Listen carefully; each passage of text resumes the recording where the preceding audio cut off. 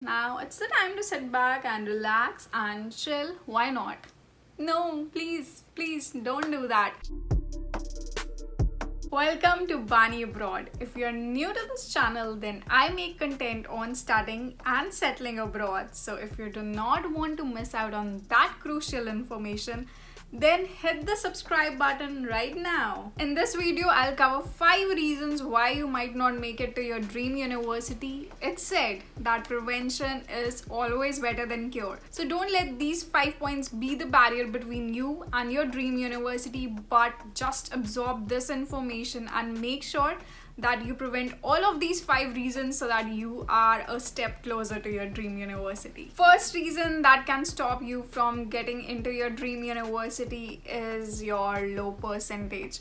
The first criteria that the university sees is your grades, and if those do not meet the cutoff requirement, then you have a pretty low or negligible chance to get into that university. So make sure that you have a good CGPA. And one bonus tip here is that percentage they just see for the last 2 years of your undergrad and not the entire 4 years. So even if you messed up in your first or second year, provided your degree was of 4 years, then you have the chance to gain control and drive your CGPA high. And there's one more tip which I talked in one of my earlier videos. So the tip is that choose your undergrad university wisely. So if you're a student who is watching this after your +1 or +2, then please do choose your undergrad university wisely, and for that you can watch that video linked there. And now that I've told you that your percentage is really important, it doesn't mean that, suppose the university has listed that 75% is the minimum cutoff, but if you have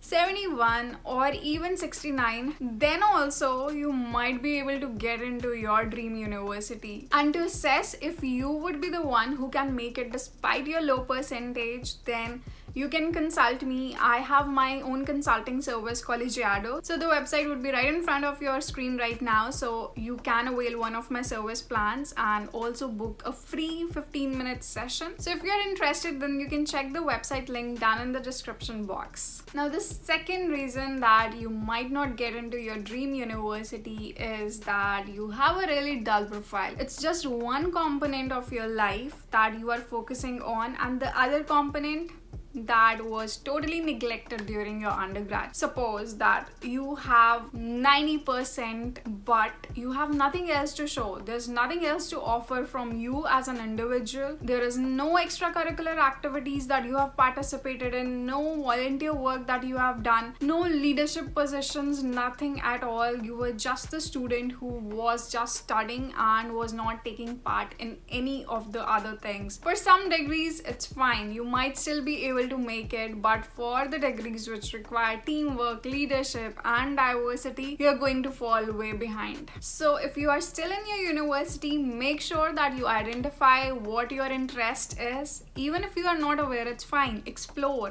and then figure out, okay, this is the thing that you really like doing and you would like to invest more time in that, and then pursue that. And once you are pursuing it, knowing that you are really interested in, devote your heart and soul to it and don't just be a mere participant. Give your opinions, suggest some changes, lead your team, and that is going to do wonders to your application, which I'm just coming to in a bit. One caution though, who watch my videos regularly, they would know this and they would get bored of the statement, but I keep telling you that don't gather mindless certificates. They are not going to do you any good. Participate in something and make sure that you are providing some impact by being in that position. And it's not just that, okay, you were just there and it was just, you can just imagine that you were there in the class just for the sake of attendance, but you didn't learn anything. So of course, if you would be in that stage where you would be assessing the application, you would say, nah. So make sure that your admission officer doesn't say that while he or she is reading your application. So this was the segment 1, the 2 points that you can actually take control of if you are in your undergrad. But if you have already graduated, then here are 3 tips that you should have in your mind while applying. So the third point, but the first one in this segment, is having a weak application. Suppose that you have done a lot of things and you just brought one thing out to the front in your application, but that university or B school required that you would have done that. But you already did that, but just did not mention that, considering that that was not important, or you were just not that thorough with your application. Don't do that. It's just that you have all the substance, you have to show it to the admission officer. They are not going to get dreams, or they do not have the entire biodata so that they can know, okay, this person excels at these things, is good at these, and is not so good at these. Make sure that you convey the information which is crucial, and for that I can help you with my consulting service through Collegiado. And also, to share this news with you, one of my clients got accepted into the Master of Management of Artificial Intelligence program at the Schulich School of Business. And if you also want to get into one of your dream universities or B schools, then the link is in the description box and I can help you get there. Coming back to the application, so the application these days has numerous components, be it the resume, the essay, the LORs, the interview. And the interview is also split into two parts. One is the one-sided interview, they'll see your recorded videos, and the other one is the interview. Of course, it would be virtual, or depending if you are in that region, it can be live as well, but it's COVID, so it's going to be virtual. So there are a lot of components, so it becomes all the more important to focus on each of these components and give it your best. And it wouldn't work if you have one of the components really good but the others one are okay.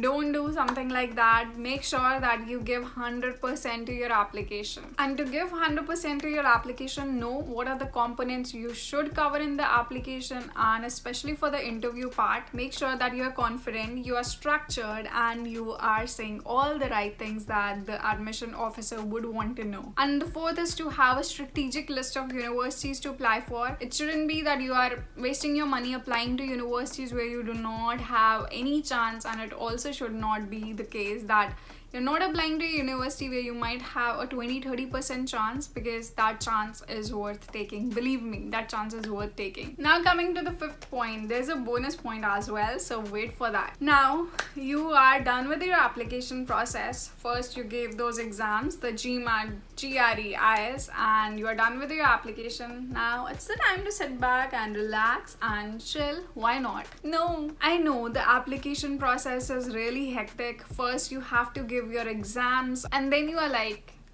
oh, I can catch my breath finally. But as soon as you think that, the thought hits you that the application deadlines are coming and you need to start applying right away. So there you are, researching frantically, seeing what would fit well, what you should do, what you should not do. I know, I have gone through the entire process. I know how frustrating that can get without any professional help. When you would be finally done with the application, first you also gave those exams, second, now you're done with the application.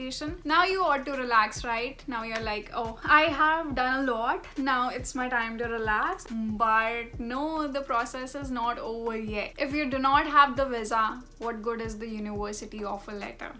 Nothing, right? So make sure that you gear up for your visa with New Zeal and give it your 100%, because sometimes it happens that you are so exhausted, so drained from the entire process, and maybe you are running short of time and you are like, okay, I just want to get this done and finally go there, and you don't put your heart and soul into it. Don't do that, because that is the last leg of the application, not your university application, but the last leg to getting your dream come true. And the last leg is always like, it is that, okay, I just want to get over with it, but somehow carry on with your zeal and check that all the documents are there and you have all the right documents and you are not missing any element and you are doing the entire process correctly. And if you get that sorted, then of course there's no one stopping you from getting into your dream university, but you have to make sure that you give time to the visa application. Now addressing the bonus point, and this is for all those people who have pursued a 3-year degree. So the case is that most of the universities here do not accept a 3-year degree. The education should be 16 years, and that entails that your undergrad should be of 4 years. So make sure that you do your thorough research and find out the universities which do accept that. There are only a few of them, and I know that those universities which do accept that, not all of them, but some have this clause that you would be accepted if you have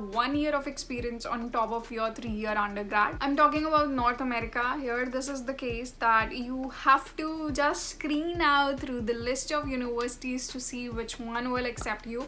So there is that extra hard work. You can't just randomly say that, oh, I know that this is really good for engineering, this is really good for management, I would go into this, but that university might not even consider you because of your 3-year degree. So make sure that you do your research on this and apply to only the relevant universities, because otherwise your application fee would be wasted. So these are the 5 reasons and 1 bonus point that can stop you from getting into your dream university. So please make sure that you nip it in the bud. If you have low percentage, work hard to get higher grades. If you are not involved in any extracurricular, make sure that you go beyond your academics and participate in something, not just getting that certificate.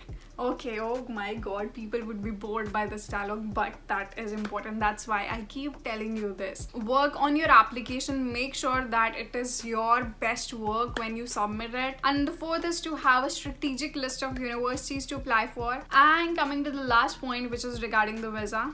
Don't get like this, my work is done, no need to do anything else. Hold on to that hustle moment that you have been doing. And also addressing the bonus point, if you have a 3-year degree, make sure that you find a relevant list of universities to apply for. Otherwise it's like your money is going down the drain. If you found this video to be valuable, then I'm pretty sure that this and this video would be equally valuable for you. So if you like this video, don't forget to hit that like button, smash that subscribe button, and also don't forget to hit that bell icon as well, because then you would be the first one to know that my video is up. So until my next video, take care and stay happy. Bye.